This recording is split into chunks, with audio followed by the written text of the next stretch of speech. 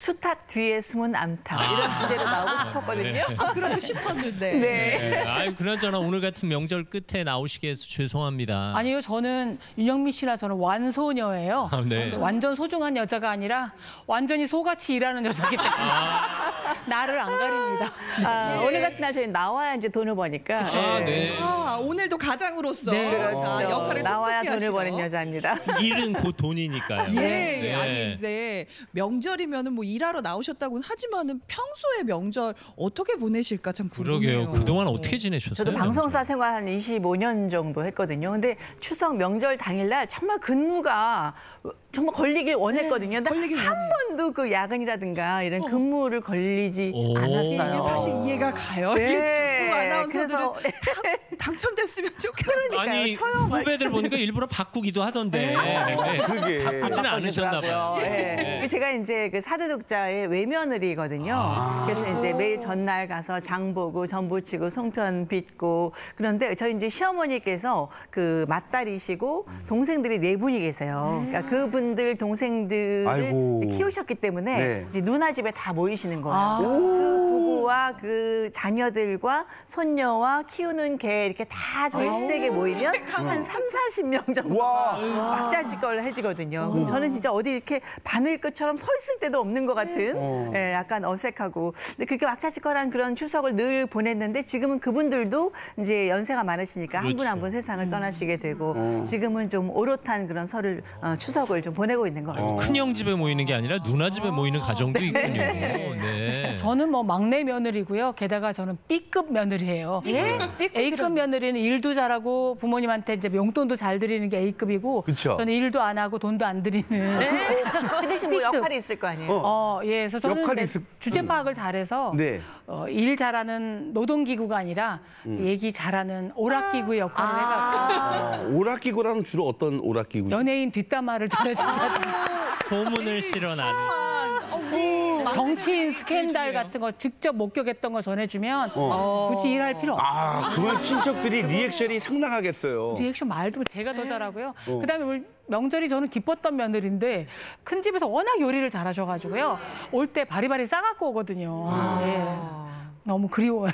네, 이 단순히 뒷담화하는 게 아니라 기자 출신이기 때문에 맞아요. 팩트 체크가 이루어진 그럼요. 그런 정보만 전해주시는 것 맞습니다. 같습니다. 예, 네. 필요하죠. 이 사실 뭐 두 분이 일찍부터 열심히 가정 경제를 책임졌다고 말씀드렸지만 시청자 여러분 가운데도 아이고 나도 힘들었는데 하는 분들이 적지 않으실 거예요. 예. 그렇지만 또 이 분들이 얼마나 또 그동안 살아왔는지 애쓰셨는지 이야기를 들어봐야겠죠. 예. 일단 가장을 하신지 아니요 정확히 말하면 가정 경제를 일선에서 책임지신지 몇 년 정도 됐는지 여쭤봐도 될까요? 결혼하고 한 5-6년 정도는 남편이 출판사를 다녔거든요. 그래서 그동안은 이제 월급 많진 않았지만 돈을 좀 벌어왔고 그러니까 한 후로는 20년 정도를 제가 경제적인 가장 역할을 해왔던 것 같아요. 20년 가고 예, 저는 뭐 30년 그래도 있는 집안에 결혼하셔서 큰 돈도 만지셨잖아요. 벌어오시고 남편께서. 있는 집이 더 저보다 무섭죠. 좋으시지. 아니에요. 근데 뭐 30여 년 됐지만 예, 좋아요. 제가 벌어서 눈치 안 보고 잘 살 수 있어서. 네, 있는 집하고 결혼했다는데 무슨 얘기예요 이게? 두근두근. 그래서 제가 네. 준비했습니다. 네. 이름하여 가장이 된 두 여자의 이야기. 바로 그 첫 번째 진짜 이야기는 궁금하다. 우리 네. 윤영미 아나운서님의 이야기입니다. 짜잔. 조건 좋은 남자는 눈에 안 들어와. 그런데 가난한 남자가 내 눈에 들어왔어요. 그러니까요. 뭐 연민의 정이 있나 보다. 왜 그랬나 진짜 제가 머리를 쥐어뜯고 싶어요.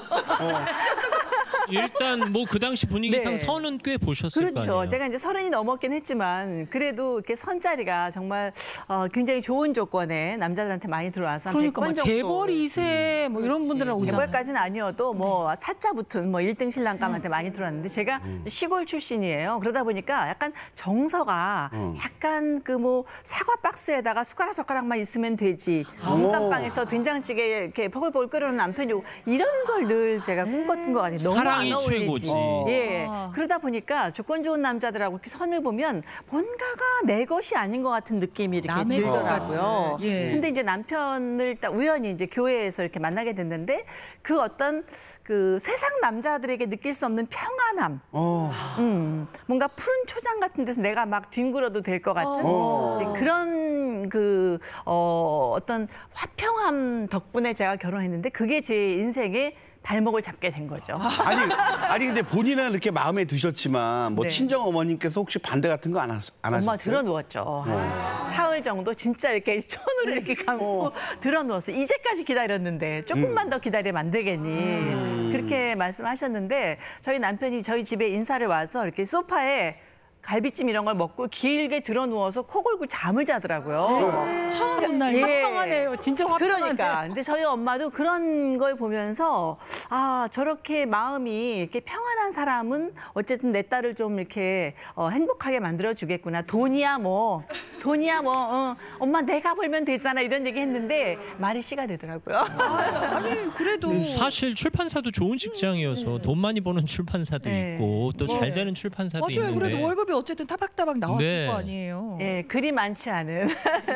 예, 제가 버는 거에 한 뭐 3분의 1 뭐 이 정도밖에 안 되니까 네. 저는 그냥 감사하게 받긴 했지만 그것도 이제 오래 못 가게 됐고 남편이 이제 자기가 조금 더 사업을 해서 뭐 좋은 일에 좀 쓰겠다. 그래서 이제 회사를 나오게 됐고 1년 동안 방황의 세월을 보냈죠. 아, 네. 가방만 아유, 갖고 왔다 갔다 힘드셨겠구나. 하다가 그러다가 이제 아이들 봐주는 이제 도우미가 계셨는데 그 돈도 아끼자. 그래서 내보내라. 내가 살림을 하겠다. 육아에 직접 네, 한 3년 정도 아이들 초등학교 저학년 때 이제 전업주부의 길로 남편이 들어서게 됐고 사실 그때 아이들하고 굉장히 그 좋은 시절이었어요. 예, 뒤돌아보니까. 네. 아이들한테 그때는. 굉장히 좋았을 것 같아요. 그러니까요. 예. 아빠랑 같이 목욕하고 운동하고 같이 공부하고 뭐 얘기하고 그랬던 시절이 아이들을 지금까지 이렇게 잘 성장시킨 밑받침이 된 건 확실한데 그 당시는 제가 속이 막 들끓었죠. 아. 집에만 가면 우리 집 뭐 스위트홈 하다가 이놈의 집구석 이런 말이 막 나오면서 우리 남편 최고하다가 저 인간 막 이런 얘기가 막 그때는 상당히 뭔가 이렇게 남하고 이렇게 비교를 하면서 남들은 뭐 명품 가방에 명품 차에 막 이런 좋은 아파트에 사는 난 왜 이렇게 사나 이런 것 때문에 굉장히 힘들었는데 예, 지금 생각하면 뭐 그런 어떤 뭐 몇백만 원 돈 벌어오는 게 중요한 게 아니라 또 아이들과의 어떤 그런 교집합을 이룬 시기여서 감사한 마음도 들지만 그건 이제 뒤돌아선 이야기죠. 어떻게 보면. 사실 뭐 요즘은 남성 전업주부들이 적지 않지만 네. 20년 전만 해도 드문 일이어서 네. 근데 또 어떻게 보면 아이들 정서 교육을 위해선 잘한 네, 선택이지만 정말 잘했지만 또 일선에서 일하셔야 되는 아내 입장에선 또 힘든 일이기도 그러니까 하네요. 주변에게 말하기도 참 민망하고 주변에서 네. 막 네. 뭐하냐 이런 아, 이야기도 많이 들어요. 이 얘기 더 들으면 더 흥분하시죠. 네, 네. 정말 예뻤다 미웠다 하는 남편을 바라보며 사셨는데 그러면 우리 유인경 기자님은 어떻게 가장이 되셨나 했더니 경제력 있던 청년 사업가랑 결혼을 하셨는데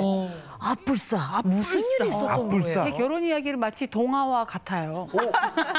동화에 보면 개구리한테 뽀뽀해주면 왕자로 변하잖아요. 저는 잘못된 동화가 돼서 왕자인 줄 알고 결혼했더니 개구리로 변했어요. 제가 저도 선 봐서 결혼했는데 네. 결혼할 때 무렵에는 건물주였어요. 바로 신촌 근처. 목이 매네요.